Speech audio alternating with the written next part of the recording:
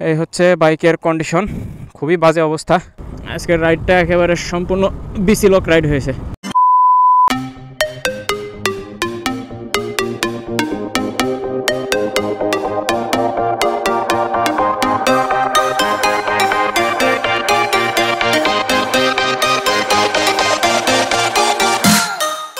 হে everyone, আসসালামু আলাইকুম, welcome back to my YouTube channel R S Shovon. Finally ছুটি নামক সোনার হরিণ আবারও আমি হাতে পেয়েছি।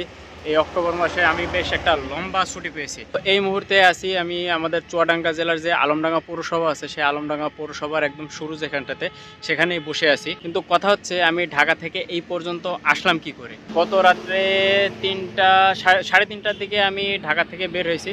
ঢাকা থেকে এই আলমডাঙ্গা পৌরসভা পর্যন্ত কিভাবে আসলাম সেই জার্নিটা এখন আপনাদেরকে দেখাই। এখন যাচ্ছি পাটুরিয়ার উদ্দেশ্যে। মানিকগঞ্জ বাস স্ট্যান্ড অলরেডি ছাড়িয়ে এসেছি, আর খুব বেশি দূর নাই। ফেরিঘাটে গিয়ে একবারে দাঁড়াবো, ওখানে রেস্ট নিব। কিন্তু সমস্যা হচ্ছে বাইক। এই বাইকে এবার আমি একা না, আমার সাথে মস্ত বড় একটা পার্সেল আছে, একটা বস্তা আছে আর কি। তো এইটার কারণে আমি বাইক কোথাও স্ট্যান্ড করতে পারছি না। স্ট্যান্ড করলে বাইকটা উল্টায় যাচ্ছে, এটা হচ্ছে সমস্যা।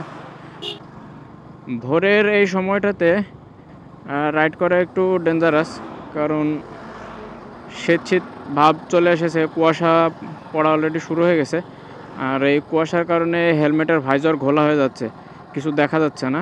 তার উপরে আবার ইরিডিয়াম ভাইজারে রাতে ফুল ভিউ পাওয়া কখনোই সম্ভব না।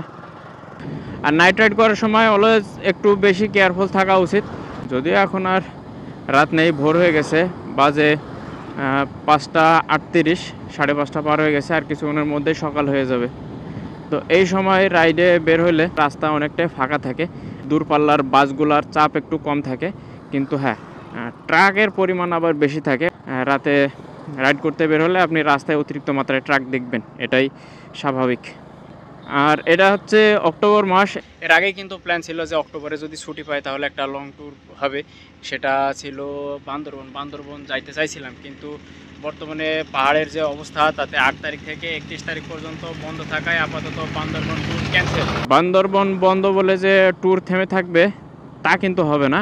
তো এইবারও আমার কিছু প্ল্যান আছে। বান্দরবন যেহেতু যাওয়া হচ্ছে না, সুতরাং অন্য কোথাও যাইতে পারি। তো সেটা আস্তে আস্তে সামনে আপনাদেরকে জানাবো। তো এখন এই আধা সকাল আধা ভোর এই সময়ের ভিডিও দেখে আপনাদের সময়টা নষ্ট করব না। তো আপনাদের সাথে আবার একবারে দেখা হচ্ছে সূর্য ওঠার পর। হ্যাঁ, আলো ফুটে গেছে, আর সেটা ফেরিঘাটে যাওয়ার আগেই ফুটছে। যেহেতু আস্তে আস্তে যাচ্ছি, তাই ফেরিঘাটে পৌঁছানোর আগেই আলোটা ফুটে গেছে। পরিবেশটা সুন্দর না? সকাল সকাল এরকম স্নিগ্ধ বাতাস, কুয়াশা ভেজা সকাল অনেক দিন পর্যন্ত দেখিনি। আর সকালের এই বাতাসটা আসলে উপভোগ করার মতো সময় সুযোগ কখনোই হয় না। বাড়িতে গেলেও দেখা যাচ্ছে সকালে ঘুম থেকে ওঠা হয় না, কারণ অফিসে যখন থাকি তখন তো সবসময় ভোরবেলা ওঠো, ভোরবেলা যাও, কাজ করো, তো রেস্ট হয় না, ঘুম হয় না ঠিক মতন। বাড়িতে গেলে পরে এই ভোর সময়টা দেখা যাচ্ছে ঘুমের মধ্যেই কেটে যায়। আর এখন শীতের সিজন শুরু হয়ে গেল, সব বাইকাররা এখন বের হবে ট্যুর দিতে। কিন্তু ট্যুর দেওয়ার জায়গা ওই যে পাহাড়, সবগুলাই বন্ধ। পাহাড়গুলা বন্ধ করে দিয়ে এগুলা আর ওই পাহাড়িদের জন্য, মানে পাহাড়িদের যে দাবি দেওয়া ছিল সেগুলা মানার ক্ষেত্রে এক ধাপ আরও এগিয়ে গেল। তাদের সমস্ত দাবি দেওয়া মানে এটার মাধ্যমে মেনে নেওয়ার একটা ইঙ্গিত দেওয়া হলো যে পাহাড় আমরা বাঙালিদের জন্য বন্ধ করে দিলাম, সেখানে কোনো পর্যটক যাবে না, যাও তোমাদের পাহাড় তোমরা নিয়ে যা খুশি তাই করো। বিষয়টা অনেকটা এরকম হয়ে গেছে।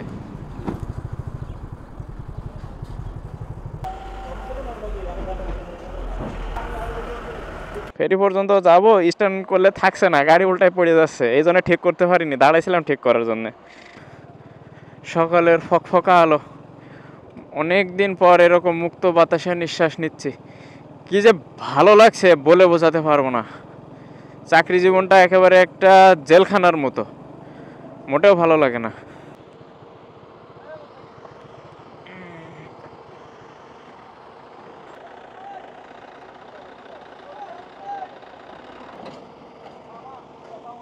ফেরিতে ওঠার আগেই টিকিট চেকিং হয়ে গেল, একদিক থেকে ভালোই।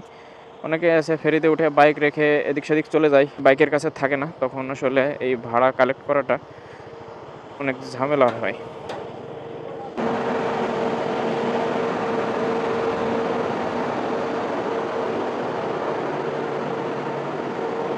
ফেরিতে তো চলে আসলাম। এখন সবচেয়ে বড় সমস্যা আমার গাড়িটা পার্কিং করা। আমার গাড়ি যেহেতু এই স্ট্যান্ডের উপরে দাঁড়াচ্ছে না, খুবই অসুবিধায় আছি, যে কী যে হবে আল্লাহ জানে। এটা কোনোভাবেই থাকছে না।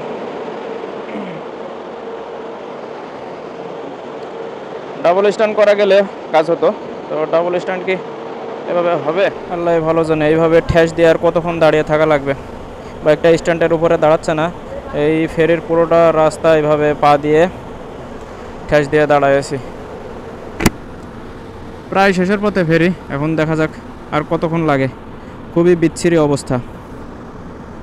আমার প্রচণ্ড আকারে ক্ষুধা পেয়েছে, কিন্তু আমি বাইকটা রেখে কোথাও যাইতে পারতেছি না, যার কারণে আমার খাওয়াটাও হচ্ছে না। এভাবেই আজকে বাড়ি পৌঁছাতে হবে। আলহামদুলিল্লাহ, অবশেষে এই যন্ত্রণা থেকে মুক্তি পাওয়া গেল। এখন যতক্ষণ আপাতত রাইড করতেছি ততক্ষণ আর এভাবে ঠেস দিয়ে ধরে রাখার ঝামেলা পোহাতে হবে না। ফেরি থেকে না হয় নামতে পারলাম, কিন্তু আমার পেটে যে ক্ষুধা, এইটাকে আমি ঠান্ডা করব কিভাবে? যাই হোক, প্যারা নাই, চিল। আপনাদের ভাবিকে ফোন দিয়ে অলরেডি বলে দিয়েছি গরম গরম খিচুড়ি আর ডিম ভাজি করে রাখতে, তো একবারে বাড়ি গিয়ে ওইটাই খাবো।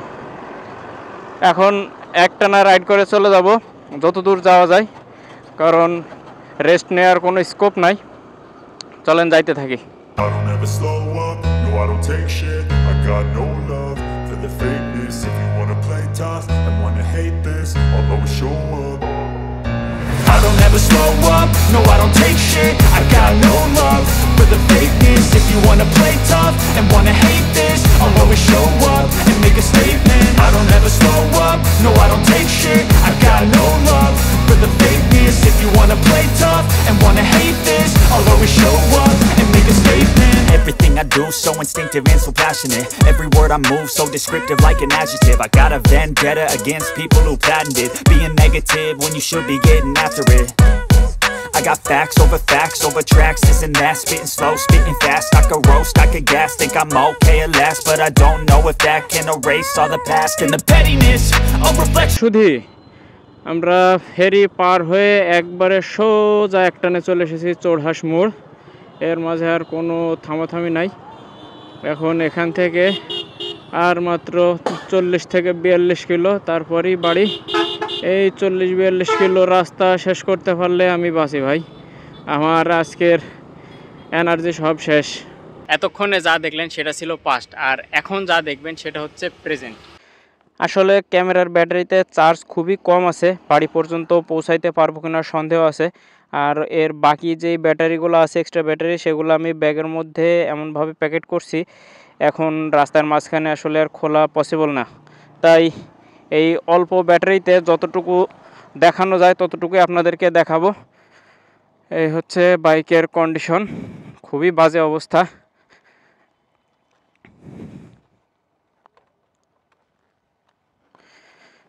বিসমিল্লাহ।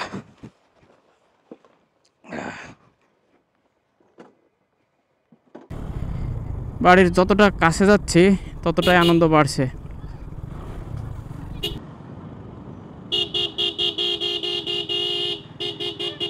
এই যে চলে আসছি বাড়িতে।